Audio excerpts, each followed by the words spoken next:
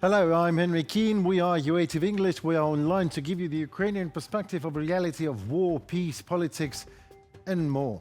Watch in the episode. 1 million Russians lost and counting. Russia Day celebration explosive congratulation. Ukraine Southeastern Europe Summit result.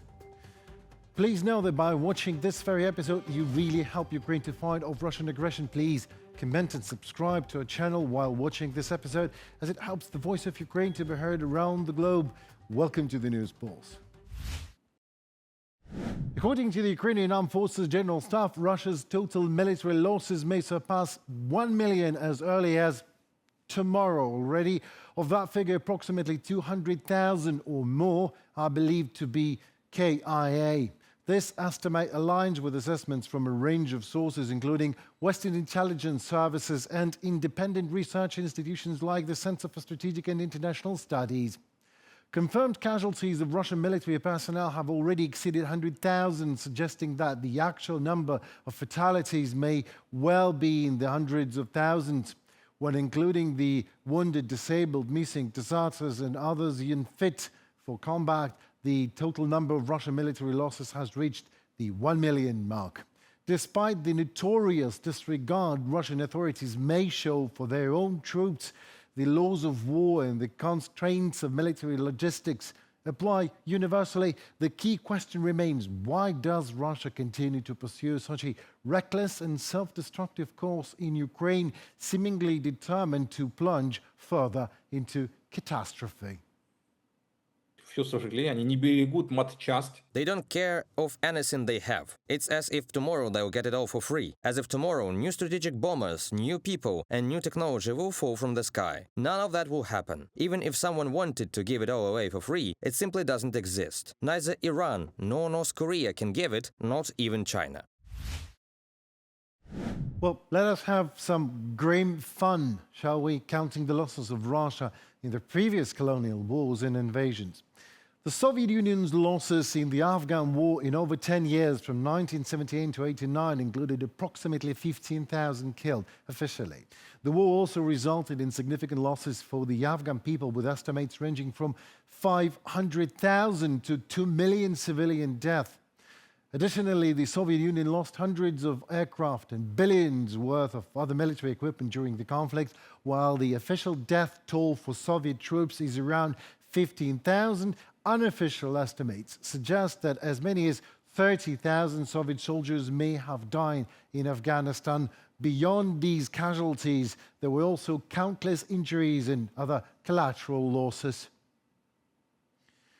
During the Chechen wars, Russia experienced substantial losses in personnel just as well. The First Chechen War in the 90s also resulted in significant casualties in personnel, with official figures indicating approximately 4,500 killed, 2,000 missing, and 20,000 wounded. Estimates for Chechen military death range, though, from 3,000 to 10,000, while civilian deaths are estimated up to 100,000. Additionally, the war caused immense displacements of Chechen people and damage to Chechnya. While specific figures of the losses in the Second Chechen War vary depending on the source, estimates suggest it ranged from 6,000 to 11,000 Russian soldiers killed during the Second Chechen War alone, with some estimates including over 14,000 deaths from 1999 to March 2005. Civilian deaths are estimated to be between 13,000 and 25,000.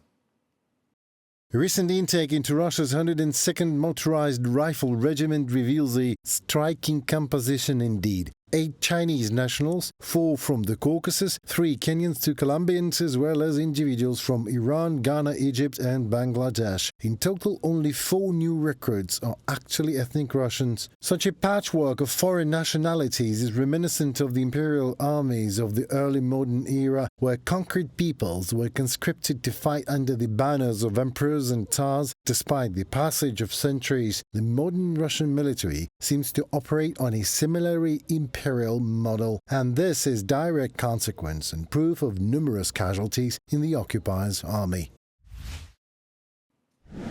So just to sum it up, as of June 11th midnight, Russian forces lost another 1,140 troops, killed or wounded, bringing the total number of Russian military casualties since the start of the full-scale invasion past 1 million. In the past 24 hours alone, Ukrainian defense forces also destroyed 6 tanks, 3 armored fighting vehicles, 47 artillery systems, 1 air defense system, 138 tactical drones and 136 vehicles. Official data on casualties from either side remains scarce, of course, for obvious reasons, but Russia last released an official death toll in September 2022, citing only 5,937 fatalities by the end of May 2025. Russian independent media, though, had verified the names of over 110,000 killed in action, with the highest number of confirmed deaths per capita recorded in Tuva Republic, 120 fatalities for just 10,000 men. And this means that real numbers could be up to 2 times more, 200,000 killed in action. By the way, it's Russia National Day today, the sub-equivalent of an Independence Day of sorts in other countries, and substitution of constitution for Russia indeed, and they will celebrate it, no doubt about that. I'm not surprised when people around the world keep on asking me, Henry, what about Bucha? Bucha really happened?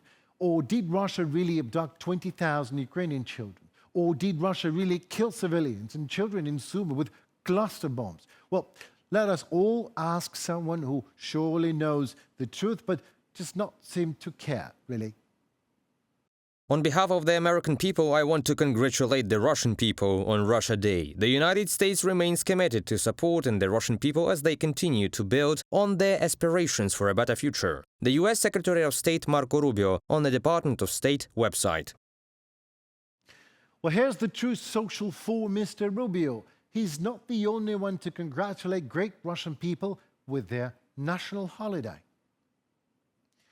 This is a photo of a Ukrainian soldier released from a recent prisoner swap. Russians have tortured him and cut an inscription on his body, words Slava Rossii, glory to Russia, leaving many more terrible scars. This is Russia, Mr. Secretary of State Rubio. These are Russian people who have well proved themselves as occupiers when they annexed Crimea. And then starting from February 2022, for 3 years in a row, your beloved Russian people were building their aspirations to destroy Ukraine as they considered that a better future for Russia. And we see America is quite okay with such Russian aspirations, as United States, in the face of Trump's administration, distances itself from the reality, choosing to be a friend to Russian oil, gas and nuclear club rather than to stand for human values that are represented in American Constitution and fought for by Ukraine. State Secretary Rubio is not the first one who is trying to neglect reality and appease a monster on someone else's account. And he certainly won't be the first one to be hit back by that very neglected reality harder than he thinks. As being a friend of Russia may seem to have many benefits indeed, until for a reason that you just can't predict or control, you cease to be a friend to Russia. And then you become a target. We are martyrs, we'll go to heaven, and they will just croak. Russian dictator Vladimir Putin.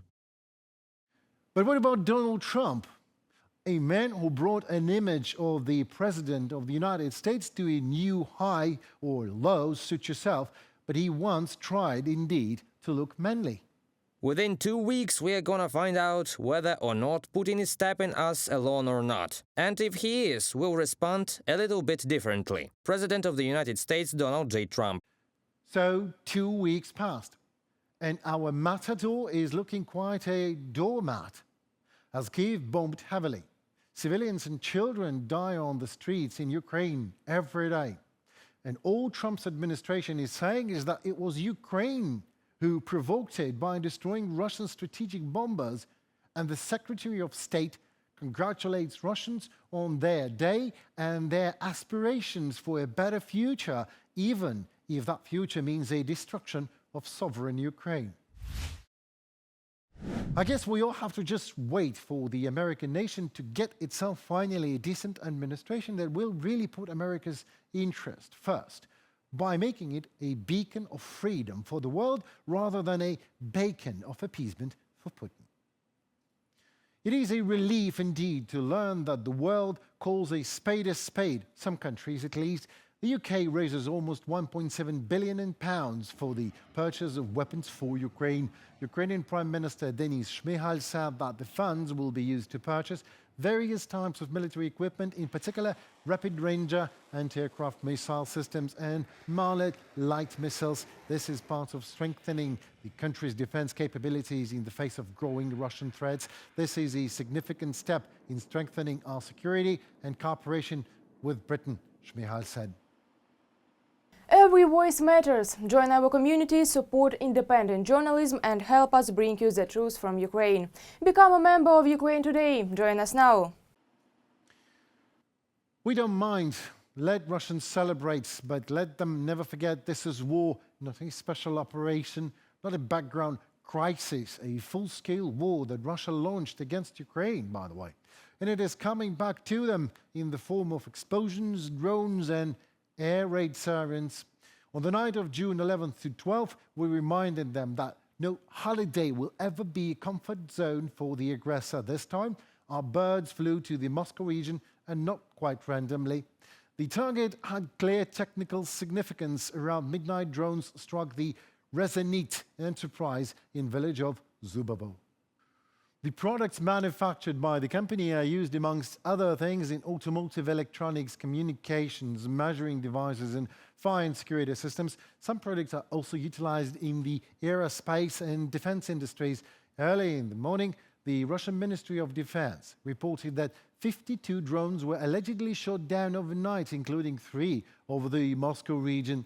Well, let them count their intercepted drones. We don't mind. Let them write reports in the morning. Meanwhile, we'll just keep reminding them this war has consequences. And the bill is only starting to come due. And the president of Czech Republic, Petr Pavel, also congratulated Russia with demands of tougher sanctions and the need to push Russia to the brink of economic collapse. We need to keep support of Ukraine, providing military equipment, material, financial support to sustain their defense. But at the same time, to push Russia to the table, we really need much stricter sanctions and measures than up to now. Russia is not in a good economic situation. They are not in a good financial situation. And the only way how to convince President Putin that the time has come to sit to the table is really to push him to the brink of economic collapse. And we have another important event, yet one might see it as insignificant, but cooperation between Ukraine and South Europe countries is of strategic importance indeed. Each partner and ally for us is less allies for the aggressor. Learn more details in the report. Russia views Ukraine as a military staging ground for future invasions. This was stated by Ukrainian President Volodymyr Zelensky during the opening of the Southeast Europe Summit held in Odessa. The president emphasized that Russia's goal remains the capture of Odessa, with further advances toward the borders of Moldova and Romania. Odessa has always been a gateway, and today it is the gateway to our shared security, the security of Southeast Europe.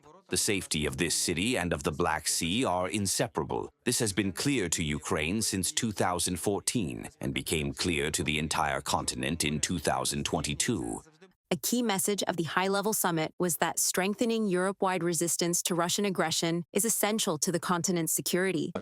We must stand united against threats to a peaceful, democratic, and secure Ukraine, a country that stands as Europe's outpost and leader in defense. We now need to recognize that Ukraine's accession to the EU and NATO is a guarantee of peace and security for our entire region. Summit participants expressed readiness to support Ukraine, not only militarily. Serbian President Aleksandar Vučić, who visited Ukraine for the first time, stated that Serbia supports Ukraine's territorial integrity and is prepared to help rebuild 1 or 2 cities or regions affected by Russian attacks.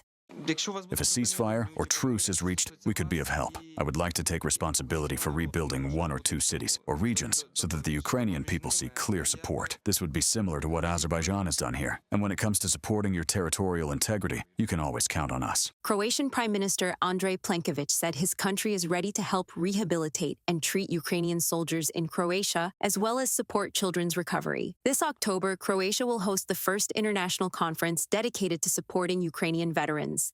We have already held 3 Ukraine-Croatia conferences, one at the parliamentary level, another on humanitarian demining, and a third in Dubrovnik. The fourth, which we are now preparing, will focus on veteran rehabilitation based on our own wartime experience. The Prime Minister of Greece proposed a transportation corridor running through Romania and ending in Odessa. He noted that such a project would mark another step toward Ukraine's European integration. I envision Odessa as part of an ambitious transport project, beginning at the port of Alexandroupoli, running through Constanza, and ending in Odessa. This could be funded by the EU and would include gas pipelines, railways, and electricity. It would be a project that opens a new corridor for Ukraine. Summit representatives also reiterated that all sides support a full and lasting ceasefire in Ukraine, but only on terms acceptable to Ukraine. Reported by Ksenia Sitinska from Odessa, UATV News.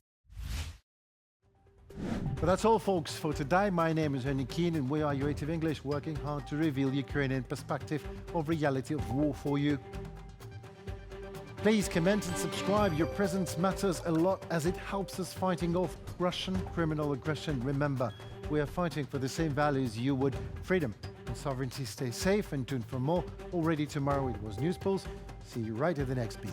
Goodbye.